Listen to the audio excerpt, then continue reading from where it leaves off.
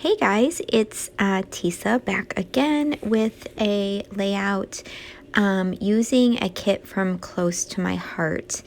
Oh my gosh, I don't have the name of the kit in front of me, so I don't remember the name of it, but I will link it in the description box below.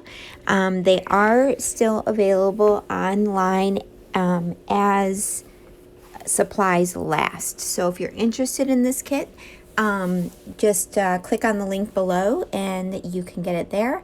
And I will link also some other products that I'm using in here below as well. I'm using this star stencil, which is also from Close to My Heart, in one of the stencil packs, and I am masking off some of the stars because I want to do different colors, but I don't necessarily want to ink blend. So I'm just using some post-it notes and kind of masking off stars that are close to some of the other stars that I want to ink in different colors. And I'll show you a few of these as I go, and then I will kind of skip through some of this. But I'm using the ballerina ink from Close to My Heart, and then I'm also using the Be Mine ink from Catherine Pooler. I love Close to My Heart inks. I get inks from all different companies, so I've got lots of Close to My Heart inks. I typically use 3 different brands of ink: Close to My Heart, Catherine Pooler, and the Tim Holtz Distress Oxides. Those are kind of my go-to ink brands, and I like to mix and match them. So here we go. I'm going to add this light ballerina pink, and it's going to dry even lighter than what you see it right now. And then this is the Catherine Pooler Be Mine ink. Now this one is very similar to the new, it's kind of similar to the new Wildberry ink from Close to My Heart, and it's a little different. Wildberry's got a little bit more of a purple hue to it, but I did pull in, you'll see in the end, some of the Wildberry sequin mix from Close to My Heart, which went really well with this collection. And then I'm going to bring in some black with some stamping, you'll see, and those are kind of going to be my color scheme going with this layout, and I'm super excited. I used a sketch to come up with this design, and I apologize. I think I showed the sketch at the beginning, but then right now I have it set aside, so you won't be able to see it. So you can see that little stamp right there to the right. It's got a whole bunch of different stars on it. I have dismantled a lot of my stamps and categorized them and made my own little stamp sets. And so this one is just stars. So I went through a lot of my stamp sets, took out all the stars, and made my own little stamp set of just stars. I did the same thing with hearts, because I don't want to have to go through a million stamp sets to find the right star that I'm looking for. So it really is a useful tool for me to do some of my stamps in that way. I'm going to go in with just some pink, small little pink stars here as well. And then I'm going to bring in my photos and my pattern paper. So, oh, one more star apparently I needed. Here's my photos. They are just some Snapchat photos for Halloween. My kids are grown, so I don't really get Halloween photos. And I purchased this collection because I loved the color palette so much in it. So I just did some Snapchat photos of myself for a Halloween layout. I'm going to use that gingham print of the orange and white just to bring in another color to go with the pinks. And then I'm going to bring in that pink background with the ghosts and that one right there. I'm going to cut these down because I'm going to just make some banner shapes with both of these prints. And that's the only pattern paper I use on this layout, are just the 2 little strips for banners. And then I do use a branding strip, or as Close to My Heart calls them, zip strips, to bring in another pattern as well. So the way I do my banners, I just make a snip in the center and then go from each corner and cut to that snip, and it makes a pretty easy banner. That's the first one, and then here's the orange and white. And I really like bringing in that pop of orange amongst all this pink and black. So I'm going to go back in a minute here, and I'm going to ink all of my edges with just my black Distress Oxide ink. And I really like how that also makes the banners kind of pop off the page a little bit better. So inking those up, and then I will glue them down. Now the only embellishments I have with this kit is I have the paper pack with the sticker sheet. So that's all I have, and then I do have those sequins that I'm going to bring in. So this is going to be a rather simple layout, but I really love how it turns out, and just want to show you that you can really do so much even if you just have just stickers, especially when you start bringing in stencils and stamping and all of that fun stuff. So I'm going to make a little kind of layered up my banners there.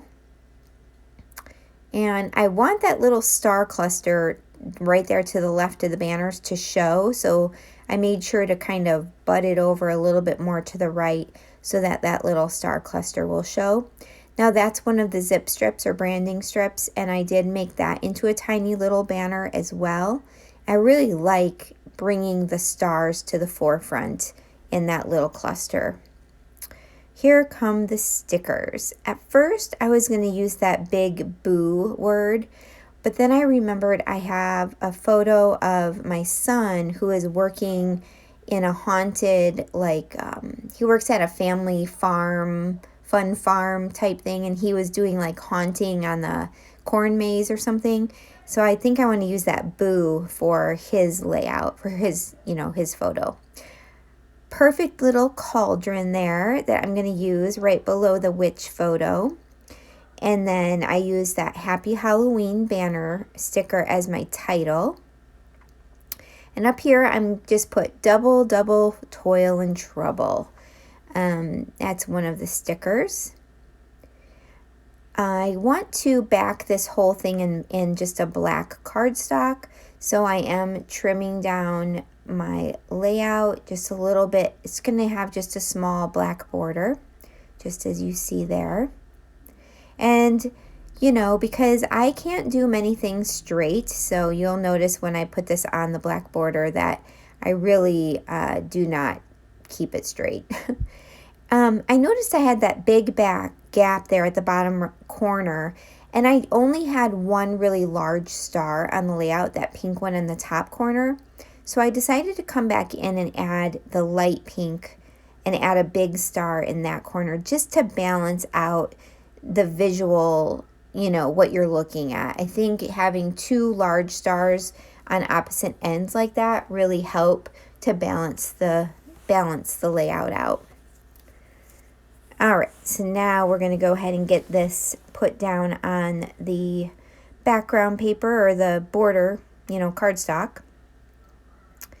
And I am just an eyeballer. If it's not perfect, it doesn't bother me.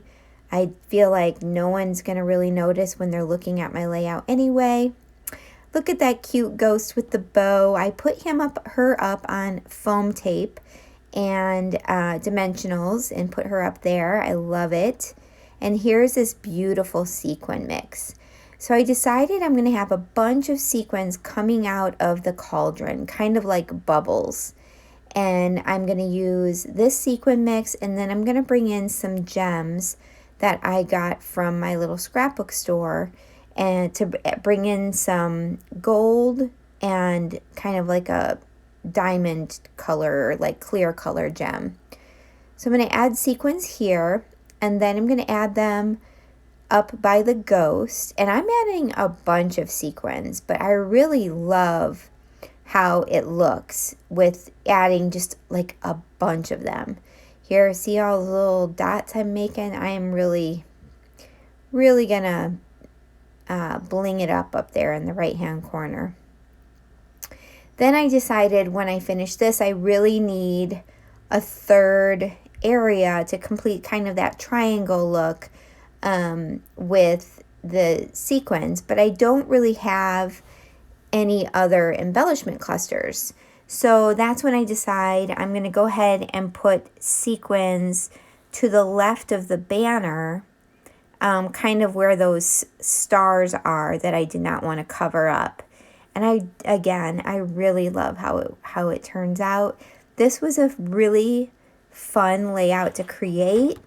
Very simple when it comes to the design of it. You know, only 2 banners is really the only pattern paper that I'm using. And it just, bring out your stencils, guys.